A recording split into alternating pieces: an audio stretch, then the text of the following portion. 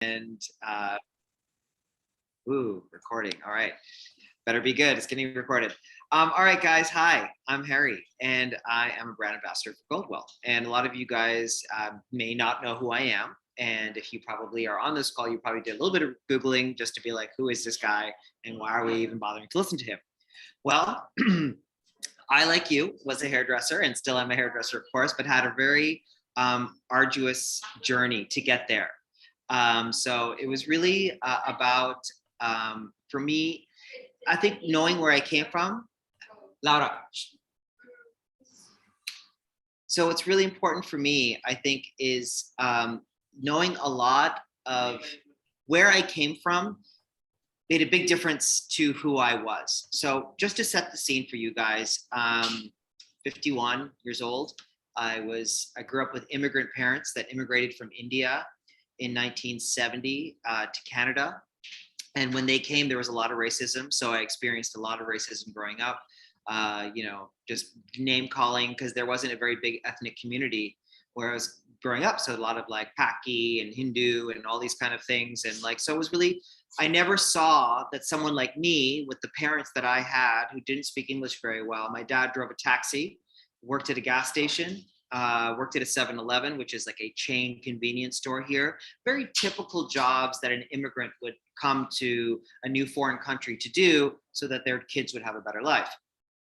So that being said, I was put into obviously Western schools and going to schools and stuff like that. And when I saw the kids around me and how they lived and how they were, I just didn't know how I could ever be,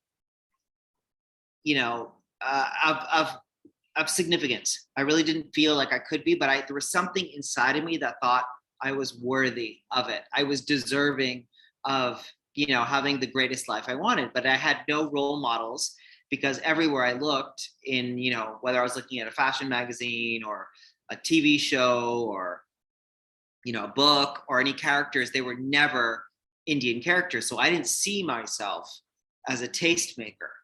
And by tastemaker, I mean like when you're a makeup artist, stylist, a hairdresser on a global scale, you become a tastemaker. So people from around the world want to hear what you have to say, and because they think your opinion's valid.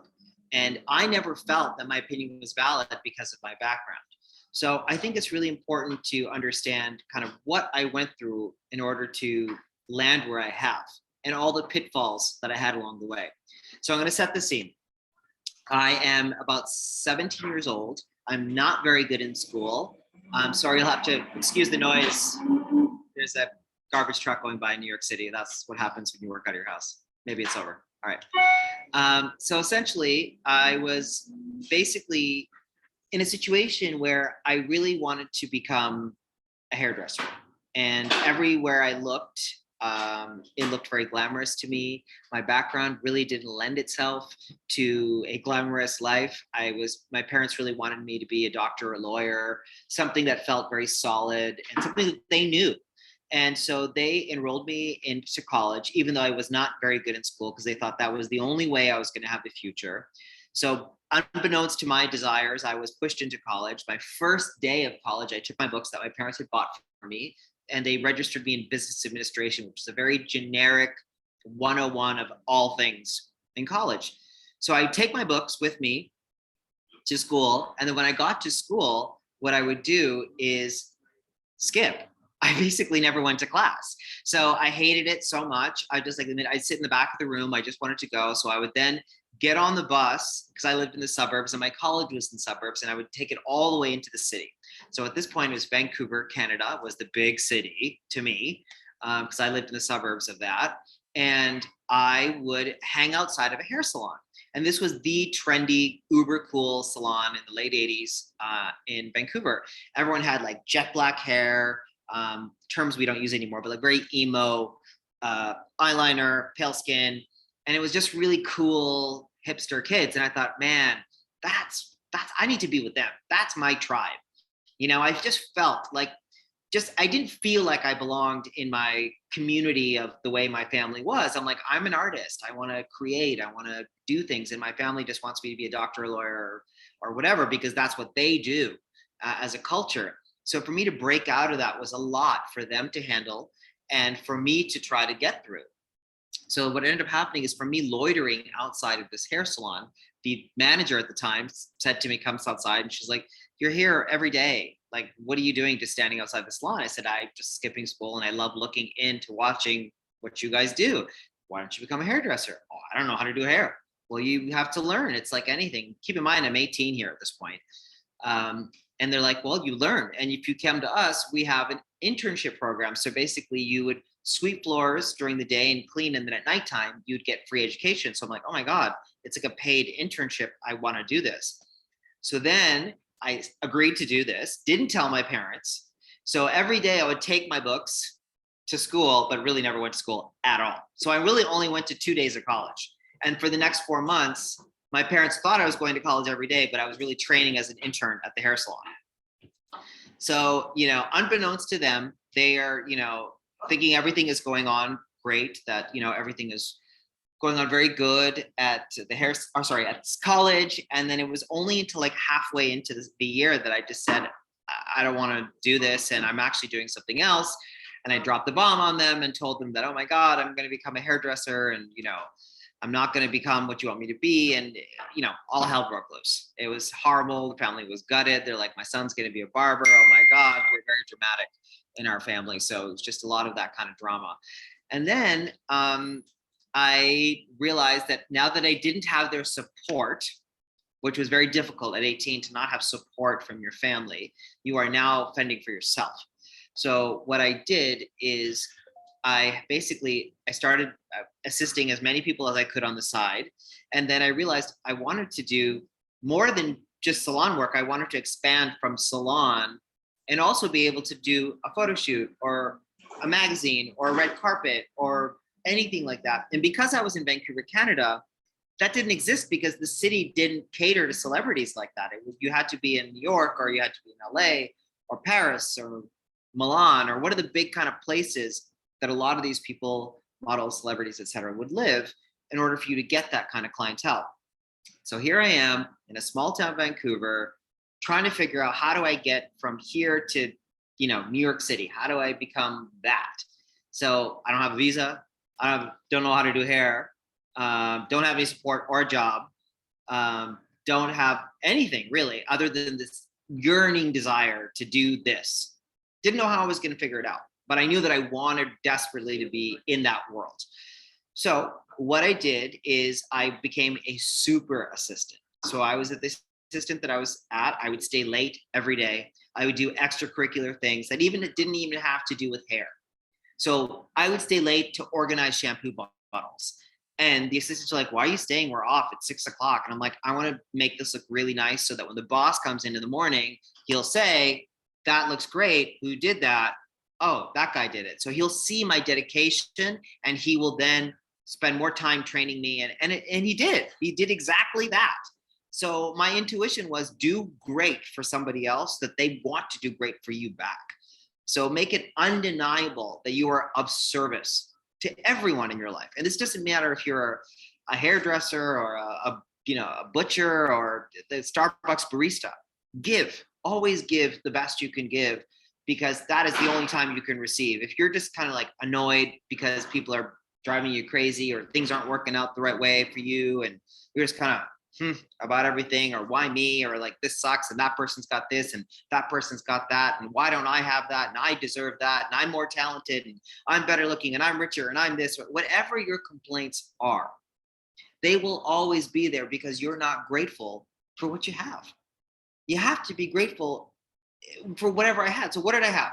I had no family supporting me, no money, no visa to come to America because you need a visa to live here, and no training. So I didn't have any of those aspects, but yet I was so grateful every night to have a dream, to have a desire, to have passion for something, to be like, one day, I'm going to have that. And that propelled me to do this. So while I was working there, I then picked up a weekend job assisting the very one hairdresser in Vancouver at the time who did what little freelance work there was, the mall flyer, the little fashion show at the plaza, the little things, but he did them all. And I wanted to get out of the salon to experience that.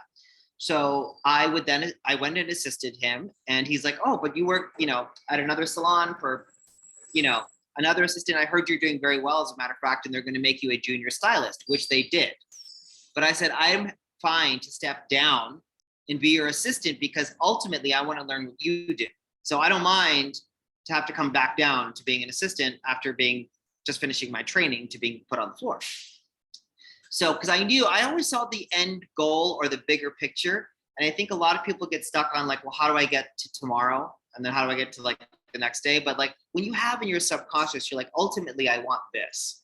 I want this life, or this feeling, or this job, or this partner, or this body, or to feel a certain way, or whatever your desire is. When you have that in your subconscious, it's always operating. And how you think and feel is the engine or the fuel you'll need to get there. So if you're walking around saying like, I'm good, everything's great, and you're trying to be all cheery, but inside you're not, the universe knows that. It knows that you are faking it and you're not actually really happy. So you have to switch that, because the universe understands feelings. We're an energetic existence. Everything is energy, whether we see it or not. That bottle of shampoo is it's moving molecules under a microscope, and so are we. And so energy is everything. And I know it sounds lofty and people are like, oh, please. But honestly, at the end of the day, it's true. It really is. And I'm living proof of that, because I had nothing. My entire life, I had nothing except this one thing, which was my energy. What I brought to every single experience. I was joyful. I was happy. Am I being of service? Am I making someone happy? That was my job, whatever it was on any level, whether I was assisting or doing paperwork for somebody, or I also was a casting director in between my journey of my life. So there was, a lot of things that I did that I felt propelled me. So I digress for a second, because I want to go back to the journey of what happened. So after assisting him, I started like being on little shoots with him. And then he said to me, he goes, well, if you want to get to America, you have to build a portfolio. And I never heard that word. I'm like, what's a portfolio? And he goes, it's a portfolio of all your images of all your paid work that you've done that have been publicly seen. So I'm like, I don't have any of that. You know what I mean? How am I going to get a visa? So I basically, I was very naive. That's the other thing I really thought was important that I share with people, is how naive I was for how ambitious I was. I had no idea of how clueless I was.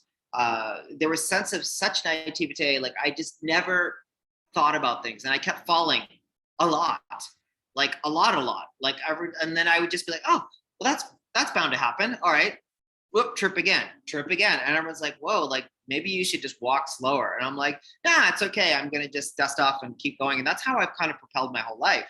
So after I assisted this guy, I said, you know what? I'm going to build my own portfolio. I mean, I'm so talented. This is literally my ego. You have to understand, an 18-year-old egomaniac who thinks he's so talented because he was a super assistant and he made shampoo bottles look good. So then he got to get a side gig on the weekend assisting the other guy. So I'm like a cocky 18-year-old kid who thinks like, if I can manipulate things, I can get what I want. But I hadn't the talent yet, right? So I've got the ego, but no skills to match that. So what ends up happening is I decide to take my own photographs. I'm like, I'm an artist. I'll take my own pictures. So I get my girlfriends, do their hair, makeup in these terrible updos, like really ugly. I wish I lost all these photographs in a fire, and it breaks my heart because I would love to show people how bad they were. But in my mind, they were amazing. But circa 1989, 1990, maybe not so much. And just like really bad pictures. Then I would go to like our drugstore and print them. Like this was a thing for anyone who's young. Like you used to print your pictures at the drugstore and pick them up and frame them or whatever. So I would print all these pictures. So I made this portfolio of all the different looks that Harry Josh can create. And I was so proud, and they were hideous in retrospect, nor were they real pictures. They were pictures that I took off of like my Canon ELPH camera. So that's not a portfolio. That's how naive I am. So then my friend tells me, he goes, listen, I'm going to South Beach, Miami, and I've got to hook up there, and, we can figure it out. Like, I got a place for us to stay, and you can get a side gig. And at the time in South Beach, 1991, it was the Saint-Tropez of America. for fashion. Anyways, all the magazines were shooting their Vogue, Allure, Bazaar. Everyone was Gianni Versace had just bought a house there. So there was a lot of activity going on that made it very conducive for somebody who wanted to be around it to move to Miami. So jumped on a plane, didn't have a visa, said, I'm not even worried about that. Once they meet me and they see my portfolio of my excellence, they're going to sign me and get me my visa.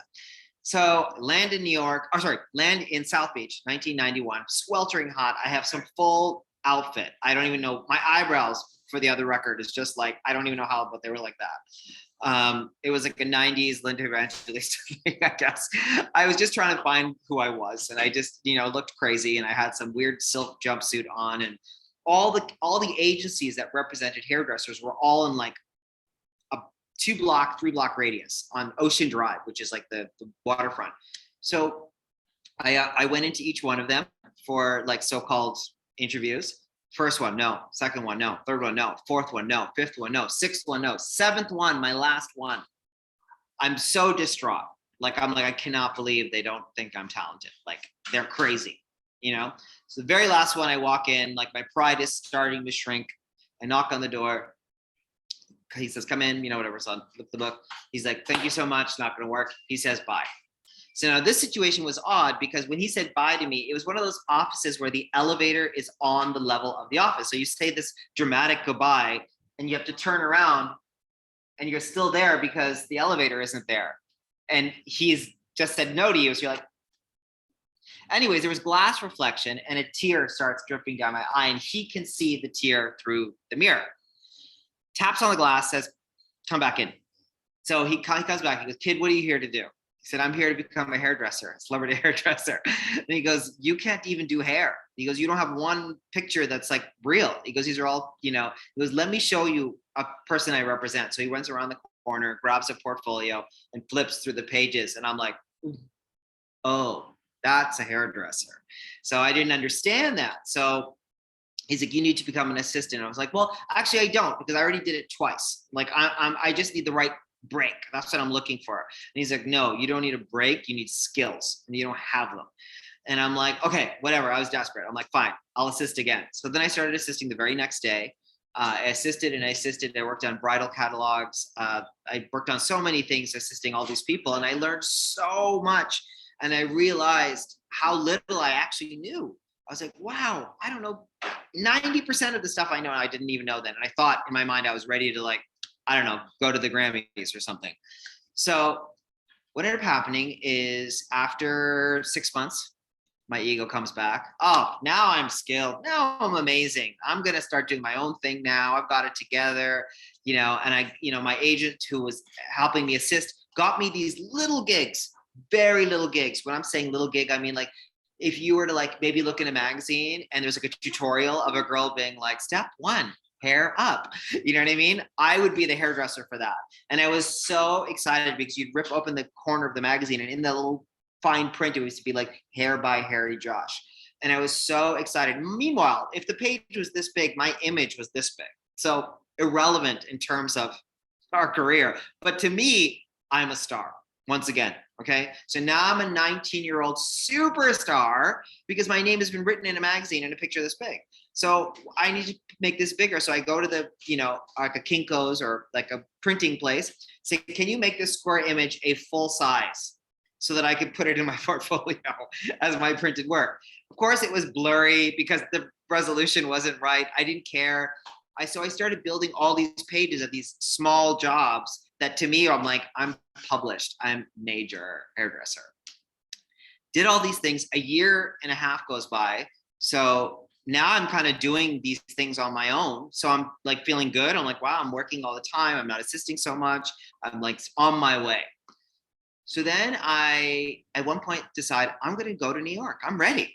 I'm ready for New York City. It's 1992. And I'm like, that's it. I'm moving to New York. I have so many skills. I'm ready to take over the world. So I come to New York in 1992. And I think the dates are 92. I really don't remember. But anyways, it's irrelevant. I come here and I set up meetings with all the agencies again, take my portfolio, my new portfolio with my real printed work, thinking there's no way they're going to say anything now. because they're not my pictures. This is like, I'm a printed hairdresser. Same thing. Went to all the agencies, knock, knock, knock. No, no, no, no. This is New York. This isn't Miami. This is the big dogs. You're not good enough. You need to be an assistant. Well, no, I've assisted multiple times. I'm ready now. Like, look, this is my print. Don't you see that I'm the lead hairdresser here? They're like, this is garbage. Like, no one cares about this. You want to make it in New York, you have to. So again, got back into assisting. And then I had an awful experience. So as I started freelancing assisting, the people that I was assisting, I will say it's nameless. Many people I assisted were horrible to work for. Really mean, really make me feel unskilled in front of everybody on a set. And that really tortured me. And that was the first time I was like, wow, I've never been publicly humiliated on a set, like day to day, just to be there. But as much as I took it, I thought, you know what, I got to do this anyway. So I'm going to just do it and deal with it. And at this point, The Devil Wears Prada had not come out, just note to self. All right. Because it's kind of like that, but that movie wasn't out yet. So then I said, I was kind of broke. I was really disenchanted. I said, I'm going to go back to the salon. The salon is my happy place. I'm a king in a salon. That's what I do. So I'm like, forget the celebrities, forget the models. It's just not going to work. So I'm kind of 1992, giving it up. Forget it. I'm going back to the salon. That's where I want to go. Go to the salon. They're like, well, this is a Madison Avenue salon. You have to be an assistant. Well, I'm a licensed hairdresser. I don't need to be. Yes, you do. So I'm like, all right, fine. I've been an assistant millions of times. I guess I could do it again. So, beginning, you just wash hair, all that kind of stuff. And then you blow dry the hair for the hair cutters or the stylists. What had happened is during one of these routine visits, a woman who come in for her single process would come in every 3 weeks, like clockwork. And she was a very generous woman, good tipper, which all the assistants would pay attention to, who was a generous tipper. And then number two, always had these binders in front of her, like these 3-ring binders. This is pre-laptop days. And on the subject headings, it would say like Prada, Gucci, Ralph Lauren, Marc Jacobs, blah, blah, blah, blah. And I'm like, wow, what does this woman do that she's connected to all these people? So I'm blow drying her hair, and I'm kind of like looking over her shoulder to see her notes, and she can clearly like, can I help you? So I'm like, sorry, I'm just like, what do you do? It's so cool. Like I wanted to be in that business and it didn't work out for me. So I became back to the salon, but what you do sounds kind of cool. And she goes, well, I produce fashion shows. I said, what's a producer? She goes, well, we're in charge of getting the lights, the models, the staging, all that hair, makeup, all that kind of stuff. We put it all together for the teams. And a light bulb went off in my head. I never even knew that was a job. I'm like, that's a thing? People do that? I was just naive. I just moved to New York. I'm like, that's a job that people can do. So I'm like, I want to do that job. Because then I thought, okay, well, listen, I'll make my money at the salon, because that's where you make money down the road. And then I'll work freelance for this company. And that way, even though I'm not a hairdresser, I could still be around it. I could either be backstage, or I could maybe see a model or like whatever. And I just wanted to work. So I started harassing her and being like, I really want to be an intern. I really want to work there. And they're like, she kept saying, no, no, no, no. Like, it's not going to work. Like, she was just not having it. And every time she'd come in, because like I said, every 3 weeks, that was my opportunity. And the assistants used to rotate who got her every 3 weeks because she was a generous tipper. And I used to go to the assistants. I'm like, you want the tip. You don't want to do the work, right? They're like, yeah, I will give you the tip. Let me blow dry her hair. You know what I mean? So I would go and be like, I'll wash her hair, I'll blow dry her hair, but I will give you the money because I want her time. I need to get in this woman's head and be like, I'm very serious. I will do whatever it takes. I want to be around these people. I want to be around this industry. I have good heart. There's nothing you can do that's going to break me down. Like, you know what I mean? And she really was like very Devil Wears Prada in the sense of like, not going to break you down, huh? And I'm like, mm-mm. You know what I mean? She's like, okay. And she like totally changed her tune. She's like, all right, call my, whatever. She gave me a number. She wrote down. She says, like, go like call them. You know what I mean? So I called literally on my lunch break. I'm like, hi, I was speaking to so-and-so, and they told me to call you that there's like an internship or a volunteer position that I could do to trade. They're like, yes, we heard who you are. Please come to our office. Come to the office. It's very, like I said, Devil Wears Prada. Everyone's like very chic and, very, icy receptionist in the whole 9 yards. And then you they bring me in and they're like, okay, hi, so this is your first task. And I'm like, okay. And so there was a, like similar to this, just like shelving units. And within the shelving units were literally jam-packed model cards, composite cards, like thousands, because this was a production agency. So they had every working model from around the world, like their agencies, their name, their height, everything. And what had happened is the whole wall collapsed. And all those cards came out of the binder. So it was like 6,000 cards all over the floor. And they said to me, we want you to alphabetize each one of these, all these cards through model name and then through agency. So like alpha agency to zebra agency, whatever. And I'm like, okay, no problem. You know what I mean? And that was just like literally someone throwing like hay and being like, can you find the needle in there for me and be done by tomorrow? So, but I was like, okay, no problem. Because I knew that this was the I had my claws back in on some level to what I wanted to be around. So I'm like, okay, well, at least I'm back in some aspect to the dream that I had when I left. And I thought that was going to go away, but now I'm not going to be a hairdresser, but it's okay because I'll still be around them and that's good enough. So what ended up happening is I assisted, did all these things. I was like a trooper for them.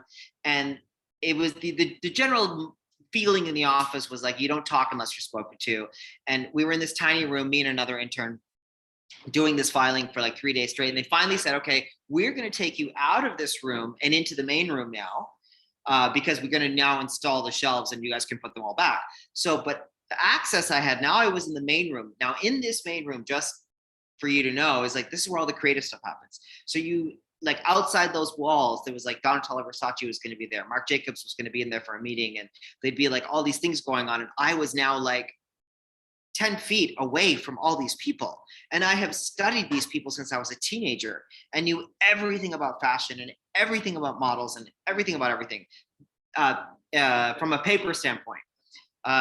Maybe not a hairdressing standpoint, but I actually memorized who everyone was. So I couldn't tell you what a market editor's job at Vogue is, but I knew that the name was blah, blah, blah. So that being said, I'm in this room. This is where the breakthrough kind of starts happening. Okay.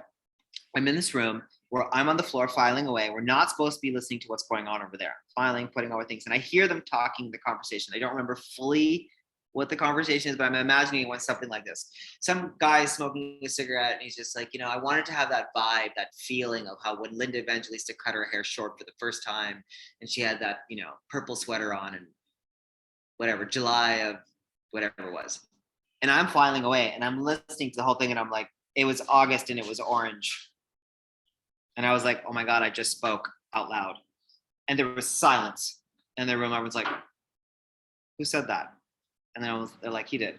And they're like, there was a beat. And then they're like, actually, he's right. You're wrong. He's right. And then it was instant respect. They were just like, whoa, he pulled out a reference out of his ass. This kid does know what he's talking about. So they were super excited about that. They're like, wow, you're really hungry for this. You really want this. You really know all the players, I'm like, yeah, I'm really willing to do whatever it takes. I want to be in this world in some capacity and I want to be, whatever. So that being said, they're like, okay, great. So which capacity do you want to be in? They're like, we have PR and production. I said, what do they mean? She goes, PR is front of house. These are the people that are always dressed really well, have walkie-talkies and clipboards, and they bring in all the celebrities and models and, wine them and dine them and, all that kind of stuff. I'm like, okay, that sounds interesting. And then she goes, what's production? She goes, production is sweat. She goes, hair, makeup, models, clothes. I'm like, boom, stop right there. That's where I want to go. So she's like, okay, production is where it's at. So we started going to production. About a weekend, she goes, in which capacity would you be most happy? And she was going through all of them. And I said, casting. I would love to meet models because that's all I really wanted to do. So at the time I was 16, like, oh my God, I want to meet a model, like a professional, famous model that I look in these magazines in real life. So I'm like, that's where I want to go. Casting. Got into casting, was an assistant to the casting director.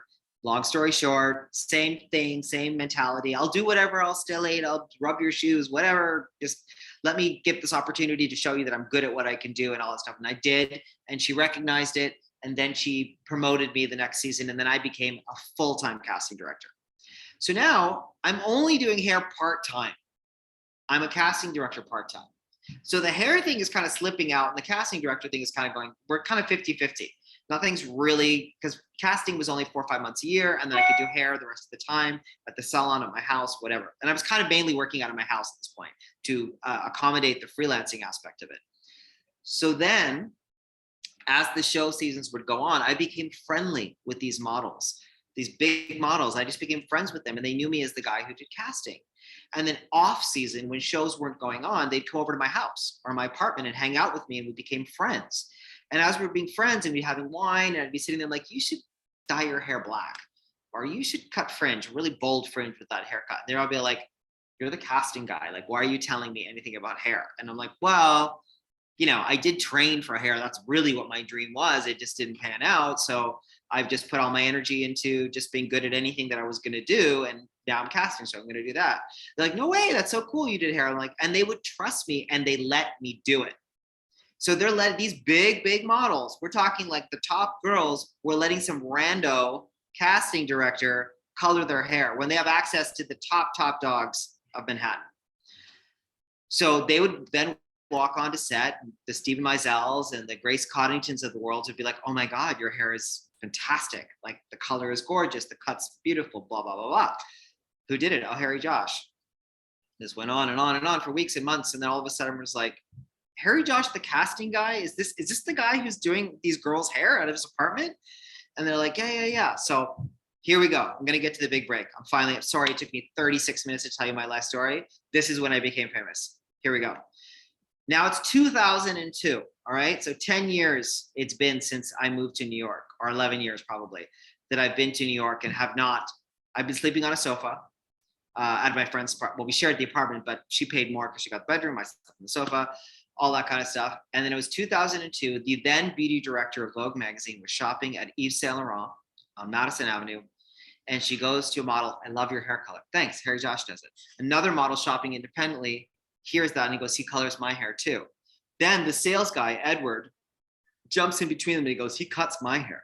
And she goes, how am I the beauty director of Vogue magazine? And I don't know who this Harry Josh is. And he goes, he does Giselle and Carolina Kurkova. Call him.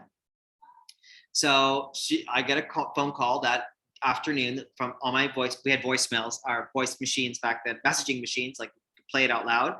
So it'd be like, hi, we're calling from the office of Vogue magazine for Amy Astley. She'd like to, we're doing an interview on up and coming hairstylists, and we'd like to interview Harry Josh as one of the featured people.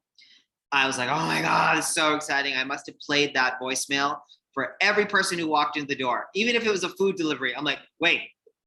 I'm like, do you know what that means? That means I'm finally recognized. And now they're just like, wow, we don't know what the hell you're talking about. So anyways, they left. I was super excited. The assistant calls me and she's like, all right, so we're ready to set up the interview. So we'd like to come to the salon that, so-and-so and so-and-so come to. Oh, well, I don't have a salon. Well, no, we know that you work from home, but like where the big girls go, where do the models go? Like they also come to my apartment. They're like, oh. And I'm like, I just do it in the bathroom or the toilet or the kitchen sink.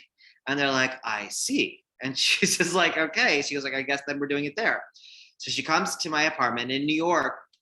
If you haven't been to a lot of the older buildings, they're walk-ups. So it was a 6th floor walk-up. 6th floor is the max walk-up in New York, and I lived on the 6th floor. So it's not desirable other than you get nice reviews, but nobody wants to walk up 6 flights every day if you don't have to. That being said, the beauty director came to my house. She was huffing and puffing, 9 months pregnant, literally ready to give birth, could not be more annoyed that no one had told her that this was a walk-up. So she comes in, she's just like, oh, okay, I'm in here. And then she's just like, taking inventory of the room, which is not fabulous by any stretch. I had like crappy furniture. I had a mirror that was cracked in half and had duct tape around it. The stool that the girl sat on was taken from a rubbish bin that had paint marks and splatches and was uneven. And sometimes you had to balance your butt cheeks to make sure it sat square. And she's kind of like, as I'm explaining this all to her, she's like, you're telling me that Giselle comes in here, sits on this stool, you color her hair, you either take them to your bathroom or your kitchen sink and you wash their hair there. And that's what they do. I'm like, uh-huh. And she's like, okay. So then I told her this whole journey that you guys just heard for 30 minutes. But I had pictures and photo albums to kind of blend it out and document it more with her. And she was just like blown away by the whole thing. He's like, I can't believe you've been through all this, and kept falling and like, like all that kind of stuff. And like, here I am interviewing, to make it even more impactful, in the middle of my interview with this Vogue editor, then supermodel, still forever supermodel, but maybe new people don't know who, but Shalom Harlow was a massive supermodel at the time, buzzing my door. Hey babe, it's Shalom. I'm locked out of my apartment. Can I come up? She's listening to this through the intercom. She's like, oh my God. She's like, you like, what is this? These people just like hang out at your house and you're like this little, Indian hairdresser that nobody knows about. And like, I'm like, yeah, like that's just it. So anyways, the article was it came out in March 2002. Gwyneth Paltrow's on the cover. And the article comes out. I flip to the section to find my page. And my friend's like, you're going to freak out. And she goes, it's literally a giant full page of you and then thumbnails on everyone else. And so I get goosebumps still. You can't see that. Like, I couldn't believe it. I could not believe it that it was like from 12 years from graduation to being recognized as being somebody to look out for. 12 years to being the new kid that people should be paying attention to. So from that moment on, it was instant. It went like this to straight up.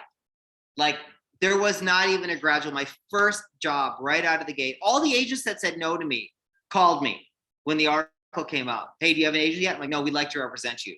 So Garen, who was a world famous hairdresser, had an agency back then, and he called me and he goes, I want to represent you. And I'm like, yes, sir, I would love that. So that's how I got my agency. My first job was Harper's Bazaar with Patrick Demarchelier, a cover and story with Giselle, oddly enough.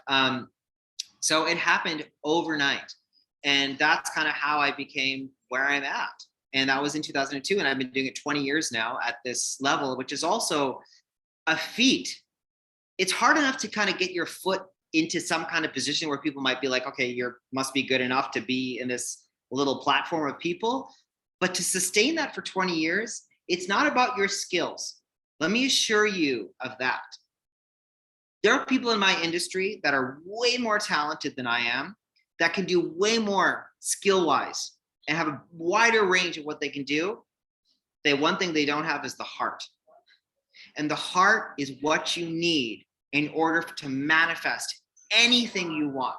I don't care if it's a hair career, money, a better body, just to be happy, to have a better relationship with your family, better relationship with yourself. You don't want to abuse yourself. You don't want to take care of yourself. Whatever it is that you want, it is an energy. We're back to that thing again. It's an energetic vibration. So what I'm saying to you is, yes, you may look from the outside and not know my story and be like, whatever, Harry, you're a successful hairdresser, has his own brand, and you're doing the Met Ball and the Oscars, and like, you don't have problems. Like, I'm like, that's not true.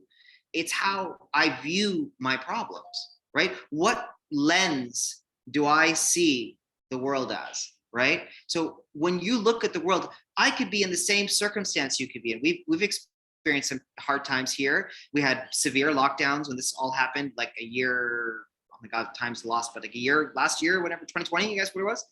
We had the same situation. I know a lot of people who are listening are in it now. Like, it hasn't stopped for you, or it's come back, which is even worse, because you're like, oh my God, I thought I'm on the other side and now I have to endure this again. So what is that for us, right? It really eats up our soul. We're just like, wow, this is so difficult. I'm struggling here. I'm struggling financially. I'm struggling emotionally. I'm struggling with desire. Desire is a big thing. If you don't have desire to love your craft, to love your life, to make your coffee, like, you are not living a great life. So bring joy and remind yourself every single time that you're like, I need to do something else with my life. This isn't bringing me fulfillment. Remind yourself why you did it to begin with. Because there has been something along the way that was taken out. And you heard my story. So for me, the universe demanded that I get what I wanted, because my heart remained the same, regardless of the circumstances that kept coming in my way to my so-called success, if you want to call being successful in a trade success. I don't measure success like that. Success, when people say, oh, well, how did you know when you were successful? I don't measure success in terms of my job. I measure success in terms of my Am I happy with who I am? Am I a nice guy? Am I going to help somebody when they need help? Am I going to look in the mirror and be like proud of the person I am with the interactions I have throughout the day, with the cab driver, with the annoying barking dog, whatever it is that I'm carrying around? How am I vibrating? We're hairdressers. We have the greatest job in the world. We're like therapists. 1 hour after the hour, another client who is literally in your hands, literally in your hands. They are like, I've come to you because I don't like what I look like. This is bugging me. This is bugging me. I have gray hair. I just feel, we have the power. Wow. My God. Don't forget that. We're friggin' hairdressers. We can transform someone's life in an hour. Think of the magic of an amazing haircut and what that person feels like. We get hair, we grow hair. We know what it's like when another hairdresser's cut our hair into something new or different. And we're like, yeah, man, I am feeling this, Platinum Bob or whatever. Again, it is about knowing you're of service. And what lens are you seeing everyone as? If you're seeing it as I'm angry, bitter, annoyed, frustrated, everything you see, even if we're walking down the street, you're walking down the street next to me, boom, boom, boom, boom, we have the same set of circumstances. So everything that's going on, you're going on the same thing too. You're on lockdown, me too. Can't work, me neither. Got dumped from your boyfriend? Yeah, me too. What else you got? Oh, family doesn't talk to me? Yeah, me neither. But the lens that I'm wearing isn't dark. I see light.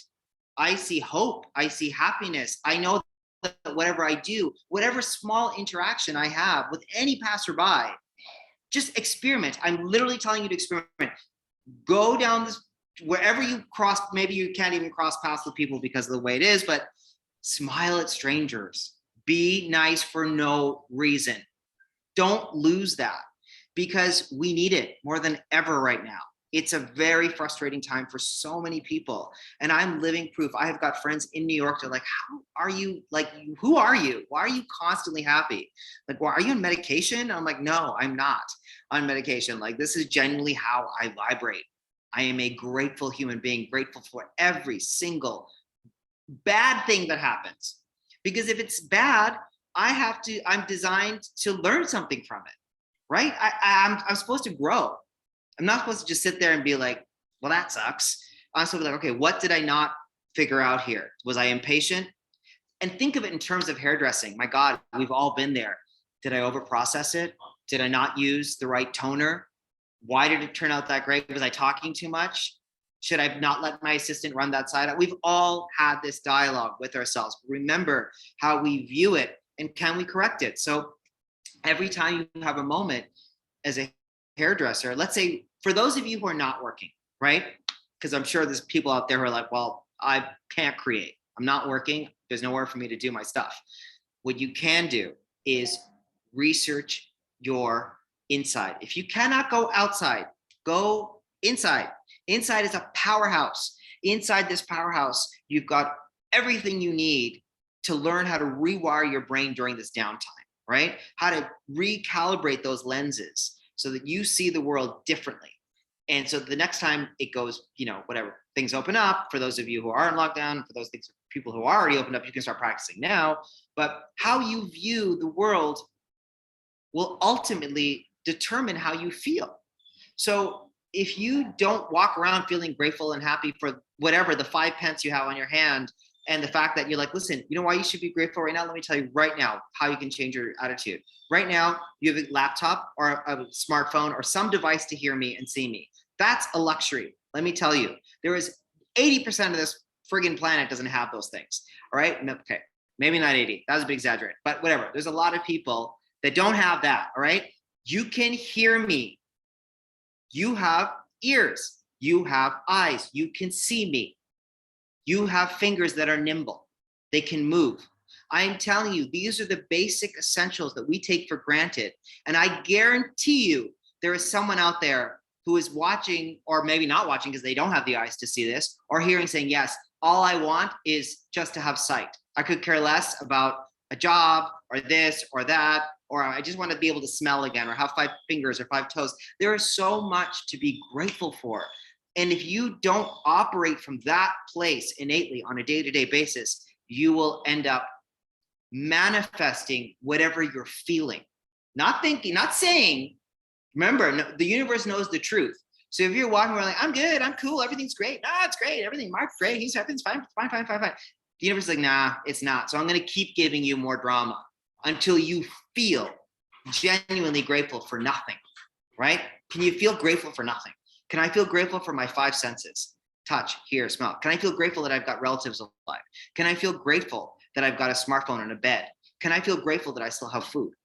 You know, these are the essential things that we just push aside because we're like, yeah, everybody's got that. I'm talking about this. I need this. I need a, body. I need a car. I need a bag. I need a whatever. Whatever you think you need. I need followers. Whatever you think you need, you don't. What you need is to feel good with what you got. And you hold on to those dreams in the back of your mind, being, yeah, ultimately I want this, but I want to feel good now. If you're in this perpetual idea of I'm always waiting for things to get better to be happy, I often hear people say, I'll be happy when I get my first cover. I'll be happy when I'm booked solid 2 weeks in advance. I'll be happy when I can do a tit back in an hour and a half.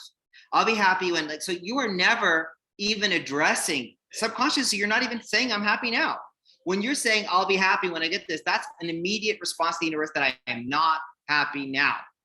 I'll only be happy when I hit this number in the salon, or when I've sold that much product, or when I'm the #1 hairdresser in the salon, or that I do the best bleach outs. Like if you're living in that zone, you got to recalibrate, guys. That is setting yourself up for disappointment. That's not life. If you're determined, you know how weak that makes us? If we're determined on what outside circumstances have to do in order for me to be happy, wow, I am on the mercy of everyone and everything. It's not going to work. You got to figure it out for yourself. And I truly know that everyone has this within them. And, I guess I'm going to just leave it at that because I don't want to keep regurgitating what I've said. And I do believe that my time has already actually passed over. So I don't know if we've lost anyone along the way, but I will open it up. I have a couple of comments came in here, which is just nice things. Thank you for the people who said that. So yes, I won't call you out, but very nice to hear that you appreciated this. So if there is anything that anyone has, I'll just open the floor up. We don't have to talk about anything, like what I talked about. If you want to just talk straight up hair, products, things I'm loving, dual senses, silk lift, the things I use on a day-to-day basis, we can talk about that. If we don't, we had a heavy conversation today, but remember, you have the power as a hairdresser to change lives. Like a doctor can change lives, you can change lives because we are a community of spirit lifters. That's what we do. Good hair has power. And, we're working with great products that empower us, right? These women at home can't just get a haircut and expect magic to happen without a secret sauce, right? And we know the secret sauce. So we absolutely have to change. Everyone's got to change their lens. We cannot change our circumstance. We can only change the way we look at stuff. And I'll leave it at that. So. Thank you, Harry. Thank you for sharing your story and being so honest in your share. I think your energy and drive is absolutely inspiring, and I can only speak for myself, but if I take an ounce of that energy into my day today, I know I will, have a much better day. So thank you for sharing. I wanted to open up if there are any questions from anyone. Feel free to come off mute or pop it in the chat. I know time is running out, so I also just I'm good. I'm so happy to have some comments from people that I'm reading on the side. So nice. Thank you, all of you guys. It's really awesome because I wouldn't be able to communicate with you guys, and I just feel like sometimes it's not about just hair. Sometimes it's about us, and we need to shake up and be like, what is the secret to being like that? You know what I mean? And keeping that going. So that's really what it's about. And I hope that I was able to hopefully rewire some brains today and realize that we are magic makers as hairdressers, and there is power in what we do. So never give up on that dream. Even though you think you don't like it anymore, it's not true. You do. You always do. You don't go into something and fall out of love with it. You're falling out of love with yourself. Get back in love with yourself. You'll get back in love with your job. All right, guys. Thank you so much. I'm gonna sign off. I got some people in my house. They're trying to work, so I got to get back to work. Thank you, Harry. That was incredible. Thank you, Australia, New Zealand. I love you all. Thank you. Thanks so much. Bye. Bye.